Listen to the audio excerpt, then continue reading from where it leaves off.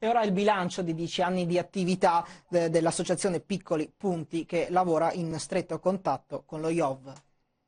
L'Associazione Piccoli Punti lavora da anni in stretto contatto con l'Istituto Oncologico Veneto di Padova, proponendo incontri sul territorio a favore della popolazione, informandola sui contenuti e valori di prevenzione e l'impegno nella lotta al melanoma, consegnando anche un assegno di 4.000 euro all'Istituto a favore della ricerca, che negli ultimi anni ha fatto passi da gigante. Sì, si fanno passi importanti. Noi come chirurghi e come IOV abbiamo recentemente pubblicato 2 lavori importanti in questo senso, perché da un lato il primo, quello al quale accennavo sulla stadiazione del melanoma, significa che abbiamo oggi a disposizione, abbiamo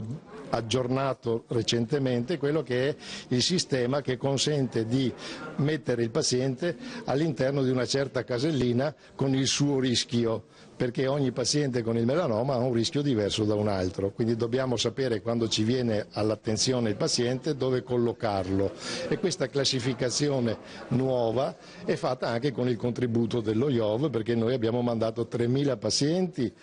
al pool di pazienti valutati poi per fare il sistema di stadiazione. Il progetto che ha portato avanti l'Associazione Piccoli Punti è un progetto di sostegno alla diagnosi precoce, alla prevenzione e alla ricerca sul melanoma, e che si è sviluppato in questi anni attraverso appunto delle iniziative per quanto riguarda la prevenzione, soprattutto a livello di prevenzione primaria nelle scuole, per i bambini, nei centri estivi.